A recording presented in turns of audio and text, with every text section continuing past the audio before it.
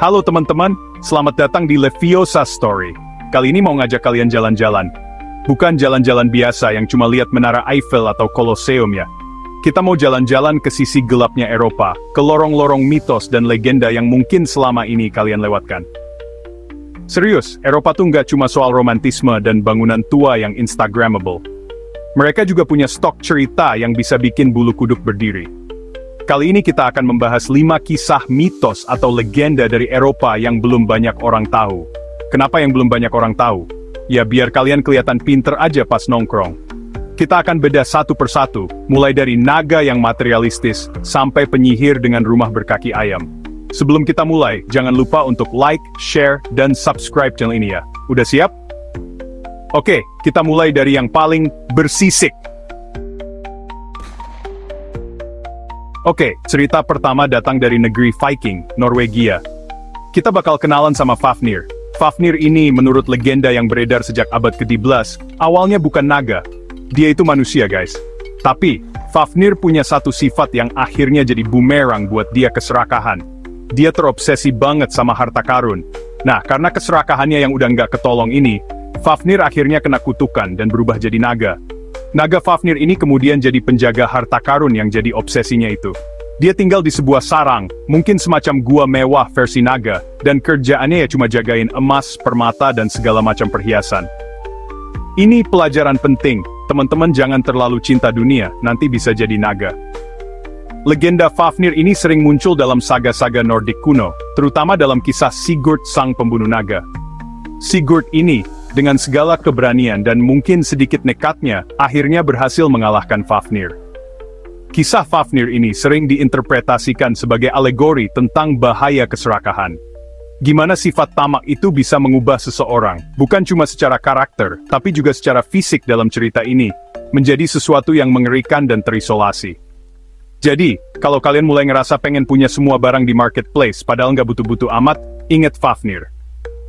Yang menarik, Fafnir ini juga jadi inspirasi buat banyak karya fiksi modern loh, mulai dari buku, game, sampai film. Jadi meskipun ini legenda kuno dari abad ke-12, pengaruhnya masih terasa sampai sekarang. Jadi lain kali kalau kalian lihat naga di film atau game yang lagi jagain harta, coba tebak, jangan-jangan itu terinspirasi dari Om Fafnir yang dulunya manusia ini. Sekarang kita pindah ke Irlandia, negeri yang terkenal sama padang rumput hijaunya, pub-pub yang asik, dan Banshee. Banshee ini bukan nama band metal cewek, ya, meskipun kedengarannya sangar. Banshee adalah makhluk dari mitologi Irlandia, dan perannya cukup spesifik, dia adalah pertanda kematian. Jadi kalau di kita mungkin ada suara burung gagak atau cicak jatuh, di Irlandia mereka punya Banshee. Mitos Banshee ini udah tua banget guys, berasal dari sekitar abad ke-8. Banshee ini biasanya digambarkan sebagai sosok wanita, tapi jangan bayangin wanita cantik kayak di iklan sampo. Deskripsinya macem-macem. Kadang wanita tua dengan rambut putih acak-acakan dan mata merah karena nangis terus. Kadang juga wanita muda yang pucat pasi. Yang pasti, penampilannya selalu menyedihkan dan bikin merinding. Ciri khas utama Banshee adalah suaranya. Dia nggak ngomong, nggak nyanyi lagu pop terbaru, tapi dia menangis atau meratap dengan suara yang melengking banget. Tangisan Banshee adalah pengumuman bahwa seseorang di keluarga yang berhak mendengarnya akan segera meninggal dunia. Nggak semua orang bisa dengar ratapan Banshee loh. Biasanya, Banshee ini terikat sama keluarga-keluarga Irlandia kuno tertentu. Jadi, kalau kamu bukan keturunan keluarga O'Malley atau McFlanagan, kemungkinan besar kamu aman dari alarm kematian ini. Tapi, buat keluarga-keluarga yang punya langganan Banshee, kemunculan atau suara ratapannya itu udah jadi hal yang ditakuti turun-temurun. Ada banyak variasi cerita soal Banshee. Beberapa bilang dia adalah roh leluhur wanita yang kembali untuk memperingatkan keluarganya. Ada juga yang bilang dia adalah peri yang punya tugas khusus ini. Yang jelas, kehadirannya selalu dikaitkan dengan kesedihan dan kehilangan. Dari Irlandia yang penuh ratapan, kita geser dikit ke Austria. Negara yang terkenal sama Mozart, kue Sachertorte, dan Krampus. Kalau Sinterklas identik sama hadiah buat anak baik, Krampus ini antitesisnya. Dia muncul buat ngurusin anak-anak nakal. Ini semacam good cop, bad cop versi Natal di Austria dan Jerman Selatan. Mitos Krampus ini mulai populer sekitar abad ke-17. Krampus digambarkan sebagai makhluk setengah kambing, setengah iblis. Punya tanduk besar, bulu gelap, lidah panjang, dan bawa rantai serta ranting birch. Ranting birch ini buat mengingatkan anak-anak nakal. Tradisi Krampus ini masih hidup di beberapa daerah. Ada parade Krampuslauf, di mana orang-orang berkostum Krampus lari-lari di jalanan, bikin suara berisik pakai lonceng dan rantai. Meskipun seram, Krampus ini juga punya sisi menarik. Dia jadi simbol bahwa setiap tindakan ada konsekuensinya. Oke, kita lanjut lagi petualangan mitosnya. Kali ini ke Skotlandia, negara yang punya rock tartan, alat musik bagpipe yang suaranya khas banget, dan danau Loch Ness yang katanya ada monsternya itu. Nah, selain Nessie, Skotlandia juga punya makhluk air lain yang gak kalah menarik, dan jujur aja, lebih licik. Mitos Kelpie ini mulai dikenal luas sekitar abad ke-18. Tapi cerita-cerita tentang roh air penunggu danau dan sungai, udah ada jauh sebelumnya. Kelpie ini seringnya digambarkan sebagai kuda. Tapi bukan kuda biasa yang bisa kamu ajak selfie di peternakan. Ini kuda air guys. Biasanya muncul di dekat danau atau sungai. Penampilannya seringkali menipu. Kadang dia muncul sebagai kuda putih yang gagah dan jinak, atau kuda hitam yang misterius dan memesona.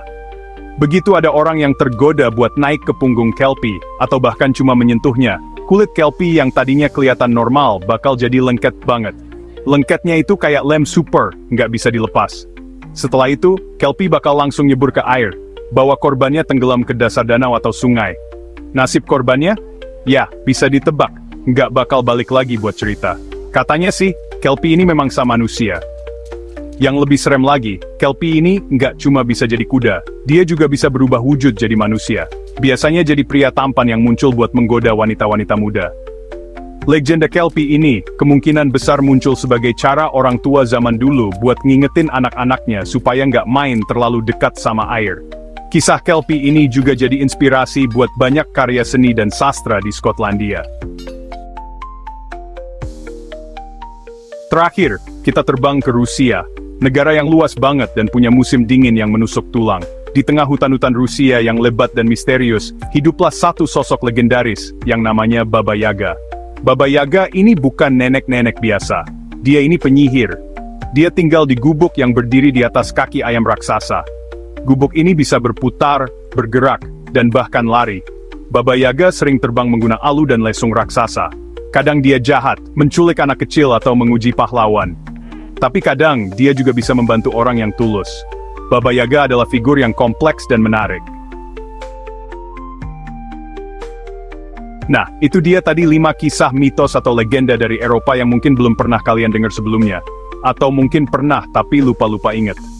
Dari naga serakah, alarm kematian gaib, om-om seram penghukum anak nakal, kuda air penipu, sampai nenek sihir dengan rumah berjalan. Gimana? Seru kan? Atau malah jadi nggak bisa tidur? Tenang, ini semua cuma cerita. Atau, jangan-jangan ada benarnya. Siapa tahu di pelosok Eropa sana, Fafnir lagi ngitungin koin emasnya. Atau Baba Yaga lagi nyapu halaman pakai sapu ajaibnya. Yang pasti, setiap mitos dan legenda ini ngasih kita gambaran tentang bagaimana orang-orang zaman dulu melihat dunia. Menjelaskan hal-hal yang nggak bisa mereka pahami, dan ngasih pelajaran moral dengan cara yang unik. Terima kasih sudah menonton video ini. Semoga wawasan kalian jadi bertambah, atau minimal, kalian jadi punya bahan cerita baru buat nakut-nakutin temen. Jangan lupa untuk like, share, dan subscribe channel Leviosa Story untuk konten menarik lainnya. Sampai jumpa di petualangan Leviosa Story selanjutnya.